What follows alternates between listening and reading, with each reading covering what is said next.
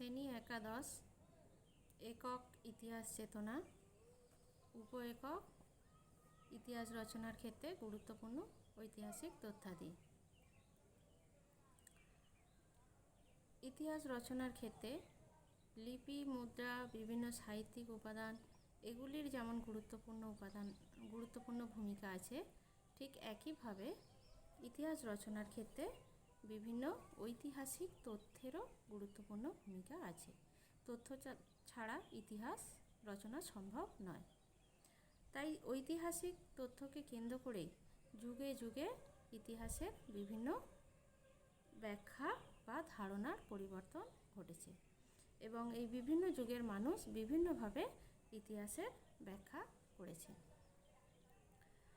বিভিন্ন দৃষ্টিভঙ্গি থেকে ইতিহাসের ব্যাখ্যা করা হয়েছে, যেমন ধর্মীয় দৃষ্টিভঙ্গি, যুক্তিবাদী দৃষ্টিভঙ্গি, সাম্রাজ্যবাদী দৃষ্টিভঙ্গি, জাতীয়তাবাদী দৃষ্টিভঙ্গি, মার্ক্সবাদী দৃষ্টিভঙ্গি ইত্যাদি।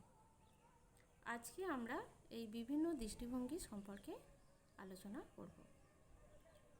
প্রথমেই তাহলে যেটা বলবো সেটা হচ্ছে যে ধর্মীয় দৃষ্টিভঙ্গি। ইতিহাস রচনার সূচনা থেকেই ধর্মীয় দৃষ্টিভঙ্গিকে কেন্দ্র করেই ইতিহাস চর্চা শুরু হয়। ইউরোপীয় জগতে ধর্মকে বাদ দিয়ে কোনো কিছু মনে করা হতো না। পোপ বা বিভিন্ন ধর্ম প্রতিষ্ঠানকে কেন্দ্র করেই ইতিহাস চর্চা শুরু হয়। যেমন ইহুদি ধর্মমত অনুসারে ইতিহাস কেবলমাত্র অতীত চর্চাই নয়, ইতিহাস হলো ঈশ্বরের ইচ্ছার বহিঃপ্রকাশ।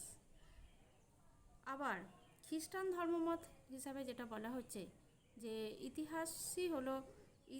ঈশ্বরের ইচ্ছাই হলো সব এবং ঈশ্বরই এই জগৎকে নিয়ন্ত্রিত করে।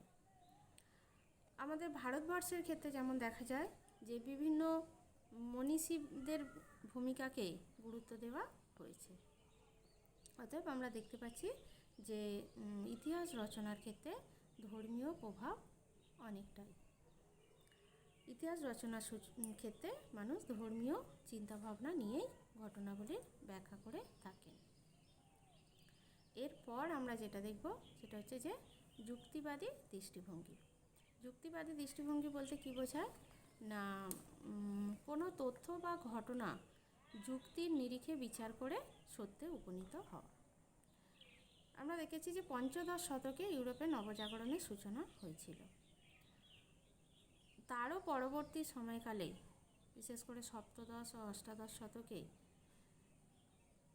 এই যুক্তিবাদী বা বিজ্ঞানসম্মত চিন্তাভাবনার প্রসার ঘটে।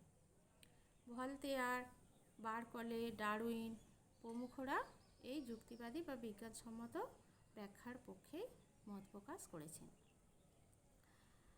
এই সময় থেকেই দেখা যায় যে কোনো ঐতিহাসিক ঘটনার ক্ষেত্রে মানুষ যুক্তির আশ্রয় গ্রহণ করে এবং এই সময় থেকেই দেখা যায় যে ধর্মীয় বন্ধন থেকে ইতিহাস চর্চা মুক্তি পেয়েছিল।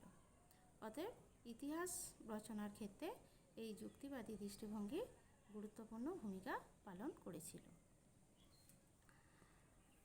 সর্বপ্রথম ইতালিরই মানবতাবাদী ঐতিহাসিকগণ এই যুক্তিবাদী চিন্তাভাবনার ক্ষেত্রে উদ্যোগ গ্রহণ করেছিলেন। এরপর আমরা দেখব যে ইতিহাস রচনার ক্ষেত্রে সাম্রাজ্যবাদী দৃষ্টিভঙ্গি কতখানি গুরুত্বপূর্ণ ভূমিকা গ্রহণ করেছিল। আমরা ইতিহাসের ক্ষেত্রে লক্ষ্য করেছি যে দুর্বল রাষ্ট্রগুলির প্রতি শক্তিশালী রাষ্ট্রগুলি রাজনৈতিক ও সামরিক আধিপত্য প্রতিষ্ঠা করতে চায়। যেমন আমাদের ভারতবর্ষের ক্ষেত্রেও ব্রিটিশ সাম্রাজ্যবাদী শাসন প্রতিষ্ঠিত ছিল। এছাড়াও ইংল্যান্ড, ফ্রান্স, পর্তুগাল, স্পেন প্রভৃতি ইউরোপীয় দেশগুলি এশিয়া ও আমেরিকার বিভিন্ন জায়গায় তাদের সাম্রাজ্যবাদী কার্যকলাপ বজায় রেখেছে। শুধুমাত্র এগুলি আধুনিক যুগের ক্ষেত্রেই নয়, আমরা বহু প্রাচীন যুগ থেকেই দেখে এসেছি যে সেখানেও বহু সাম্রাজ্যবাদী শাসকের কথা আমরা জেনেছি। যেমন তোমার চন্দ্রগুপ্ত মৌর্য, অশোক, হর্ষবর্ধন তারপরে বিভিন্ন মধ্যযুগের আলাউদ্দিন খলজি, সবার মধ্যেই আমরা সাম্রাজ্যবাদী ভূমিকা লক্ষ্য করেছি। অতএব দেখা যাচ্ছে যে সাম্রাজ্যবাদী যে চিন্তাধারা, সেই সাম্রাজ্যবাদী চিন্তাধারার ভিত্তিতেই ইতিহাসবিদগণ ইতিহাস রচনা শুরু করেছিলেন। যে প্রথম বিশ্বযুদ্ধ, সেই বিশ্বযুদ্ধেরও মূল কারণ ছিল সাম্রাজ্যবাদ। সাম্রাজ্যবাদী ঐতিহাসিকরা নিজেদের স্বার্থে ইতিহাসের কার্যকারণ ব্যাখ্যা করতে শুরু করেছিলেন। অতএব দেখা যাচ্ছে যে একথা বলা যেতেই পারে যে একেবারে আদি যুগ থেকেই আমাদের আধুনিক যুগ পর্যন্ত সাম্রাজ্যবাদী চিন্তাধারা, সাম্রাজ্যবাদী চেতনার অস্তিত্ব লক্ষ্য করা যায়। এরপর আমরা দেখব যে জাতীয়তাবাদী দৃষ্টিভঙ্গি। জাতীয়তাবাদ বলতে কী বোঝায় না, প্রত্যেক জাতি চায় নিজের দেশের মহিমা বা শ্রেষ্ঠত্বকে অন্য দেশের কাছে প্রচার করতে বা প্রসার ঘটাতে। এইটাকেই বলা হয় জাতীয়তাবাদী চেতনা।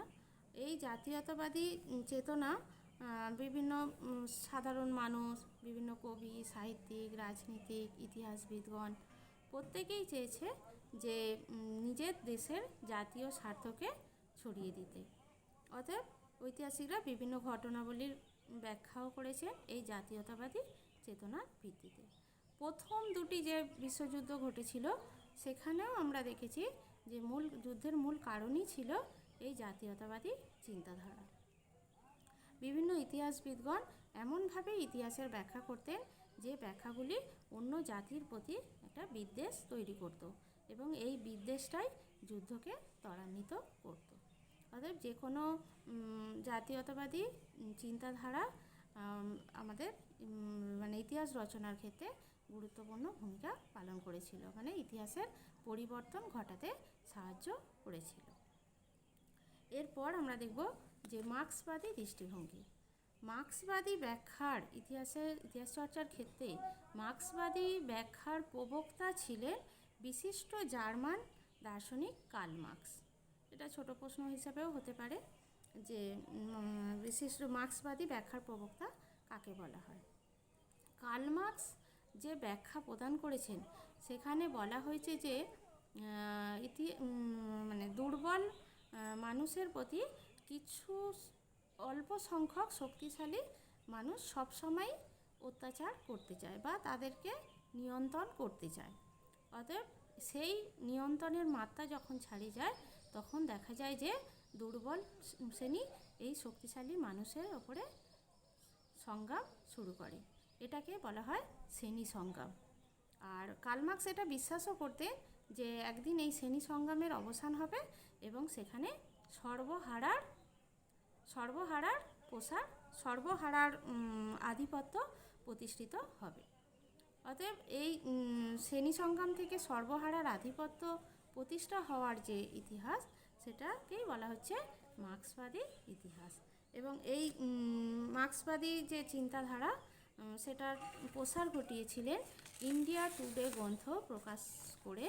তার মধ্য দিয়ে মার্ক্সবাদী চিন্তাধারার প্রসার ঘটিয়েছিলেন ঐতিহাসিক রজনীকান্ত দত্ত।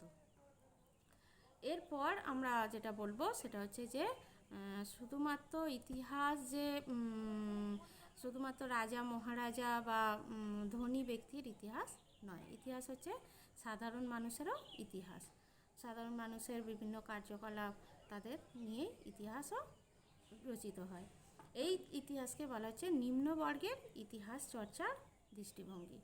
এই যে নিম্নবর্গের ইতিহাস চর্চা, এটা আমরা অনেক সময়ই দেখেছি। তাদের সুখ দুঃখের কাহিনী, সাধারণ মানুষের আন্দোলন, এগুলিও ইতিহাস চর্চার ক্ষেত্রে গুরুত্বপূর্ণ ভূমিকা পালন করেছিল। আর যেমন আমাদের বিভিন্ন বিদ্রোহগুলির ক্ষেত্রেও আমরা দেখেছি যে 1857 সালের মহাবিদ্রোহ, তারপরে বিরসা মুন্ডার আন্দোলন, রাওলাট বিরোধী যে আন্দোলন, চৌরি চৌরার ঘটনা, আগস্ট আন্দোলন, এগুলোতেও কিন্তু সাধারণ মানুষের ভূমিকা ছিল গুরুত্বপূর্ণ। অতএব নিম্নবর্গের ইতিহাস চর্চার যে সমর্থকগণ, তারা তাদের আলোচনায় এসব সাধারণ মানুষের ভূমিকার প্রতি আলোকপাত করেছেন। এবং এই ধরনের ইতিহাস চর্চায় কেবলমাত্র যে ভারতের ইতিহাসেই নয়, সমগ্র বিশ্বের ইতিহাসেই এটা লক্ষ্য করা গেছে। অতএব আমরা দেখছি যে ইতিহাস চর্চার ক্ষেত্রে নিম্নবর্গের ইতিহাস চর্চার ভূমিকাও কিন্তু গুরুত্বপূর্ণ ভূমিকা পালন করেছে। আর অন্যান্য দৃষ্টিভঙ্গি হিসাবে বিশেষভাবে বলা হয় যে কেমব্রিজ এবং অক্সফোর্ড পন্থীদের ইতিহাস চর্চার একটা বিশেষ ধারা এগুলির মধ্যে অন্যতম।